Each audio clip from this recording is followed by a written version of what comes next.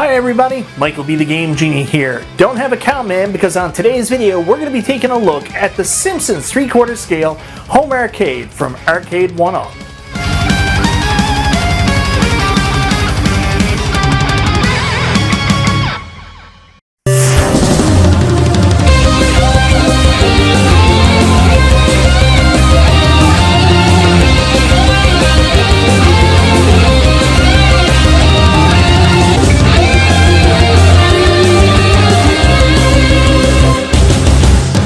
Hey kids, I'm so excited to finally be taking a look at the Simpsons Arcade1Up.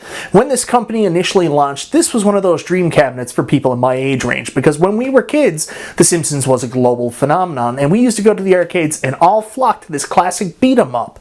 Now that Arcade1Up has finally released this long-desired 3/4 scale home arcade version of the Simpsons, let's find out if the experience will make you go woohoo, or will it leave you saying, "Ay caramba." The Simpsons 3/4 scale home arcade from Arcade1Up has finally been released and now sits proudly in the Genie-cade. From a longtime Simpsons fan perspective, this is absolutely one of the coolest collectibles next to having the real arcade you could grab. First off, we have to talk about how the cabinet looks, and this is a pretty great recreation of the original cabinet. Let's start with the form factor, where they have moved away from the traditional swan-shaped side panel Arcade1Up started with, and have transitioned to something closer to representing a real traditional arcade shape, and it does so much to add to that illusion. Next up is the art, and while what is on the Simpsons cabinet isn't complex, it certainly is iconic with the baby blue coloring and distinct Simpsons character art displayed on the side. Is that Snowball 2 or 3? I typically don't discuss the riser art until much later in the video, but I want to bring it up now for its lack of art. In fact, there is nothing on the riser, and it acts as merely an extension of the cabinet, and while that might disappoint some people, I appreciate the fact that they are trying to further blend in the illusion for those of us trying to recreate that arcade experience. Although I will admit, I did dig the renderings with the pink donuts on the side. The marquee is pretty good. It's bright and it's pretty, and an excellent recreation of the original cabinet's marquee. Arcade1Up usually does best with these marquees when they stay away from darker colors, and this is a good example of that. Sadly, video never do these things justice, and you really have to see it in person to judge what you think. I will say I can clearly notice where the light strip is on this one when up close, but from a little distance, it looks great. The screen is fantastic. It's the same BOE monitor they've been using since Wave 3, and the picture quality seems to keep getting better and better. The colors are vibrant and the pixels are super sharp and look awesome on the screen. For people who prefer a CRT look, there are options to add scan lines, but I never turn these on and prefer to leave them stock. The bezel around the screen is super plain, actually almost blank, with the only art or branding being the Arcade1Up outline in yellow. You may ask why they went with such a plain design here, and this is another case of them trying to keep as close to the original as possible, as the original cabinet just had black around the CRT. The control panel is next, and is a super accurate recreation of the original control panel, including the wonderful character art showing you which controller controls which Simpsons character, and the awesome inclusion of the instruction squares. It is accurate except for the inclusion of the Arcade1Up necessary added buttons like player 1 and 2 coin buttons, the live button for online play, and the headphone jack, and of course a very drastic change in the middle with the addition of a trackball that by far is the most divisive part of this control panel. So the problem with comparing an Arcade1Up to an original arcade machine is the Arcade1Up is essentially a multicade, and concessions have to be made to accommodate the other games on the cabinet. In this case, the secondary game is Simpsons Bowling, which requires a trackball that they put smack dab in the middle of the 4-player deck, right between player 2 and player 3. If you have ever owned an Arcade1Up 4-player cabinet in the past, you know the optimal positions to play at for comfort and viewing angle are either player 2 or player 3. Unfortunately, due to accommodating the trackball and the large box it rests in on the underside of the control panel, they had to greatly change the control deck layout, with player 2 receiving the worst treatment, where the buttons have now been moved to above the joystick at a very awkward angle and way too close. Now this control layout isn't unplayable, but it's certainly less than ideal. What further complicates this matter is that the control sticks are locked to the player you're using on this cabinet, so if you typically use Homer as your main like I do, you are unfortunately going to have to play from what may be easily the most uncomfortable arcade button and stick layout I have ever seen in my life. Player 3, or Bart, has a more traditional button layout, but it still feels like the controls are just a little tight to use.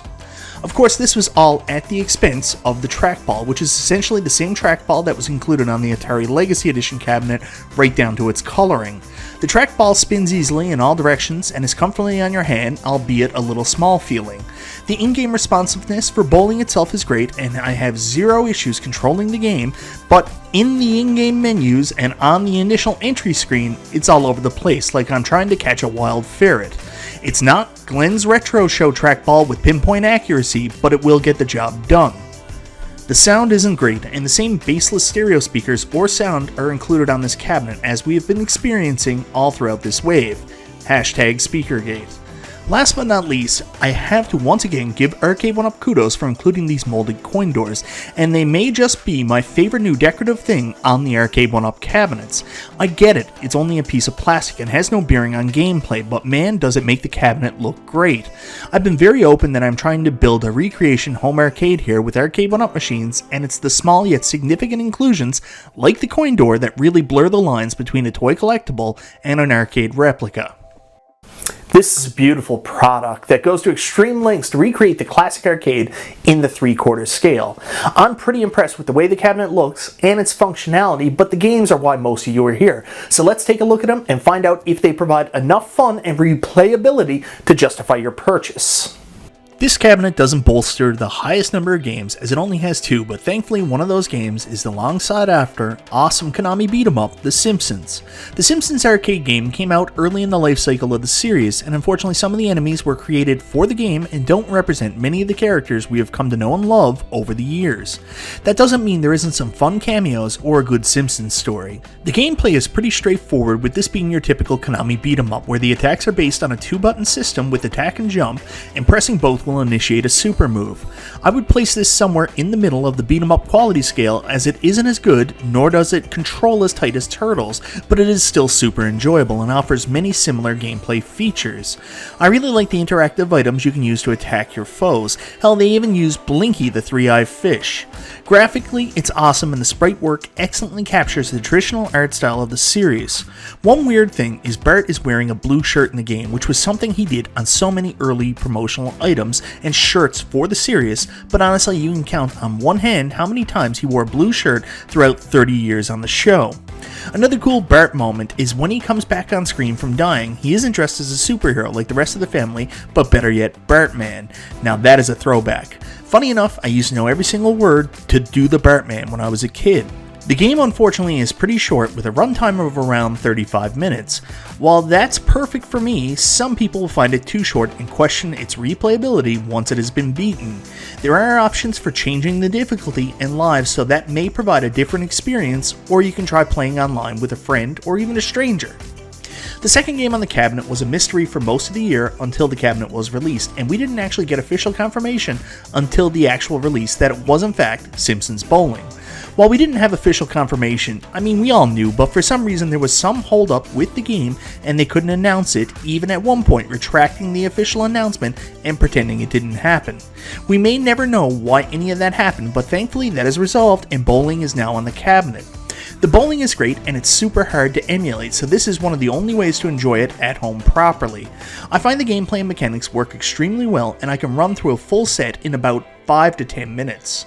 The characters all wear bowling garb that is actually inspired from bowling-themed episodes on the show, such as the Pin Pals and Willie playing for the Stereotypes.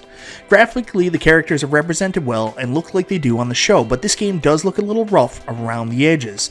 It comes from that early PlayStation era type graphics that haven't necessarily held up well. I don't mind them personally, but I can see why people don't like them.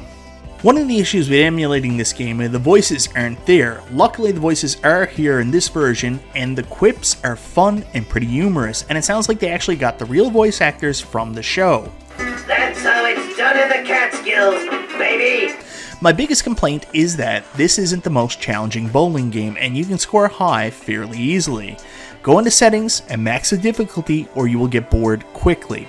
Overall, it's a great, albeit easy bowling game and a cool experience for hardcore Simpsons fans. So guys, this is the part of my Arcade1Up reviews where I provide a little straight gameplay so you guys can form your own opinions on how the games perform on the cabinet and if you would enjoy them.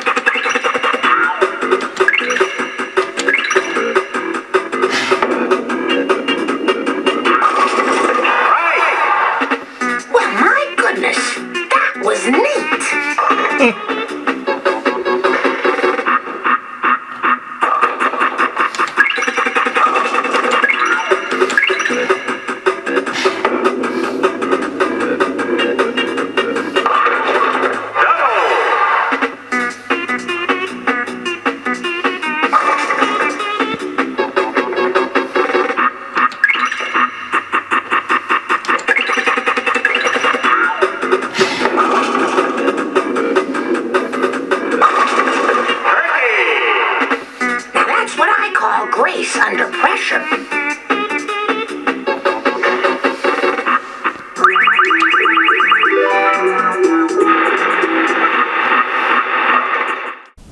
So guys, that's my look at the Simpsons Arcade1Up.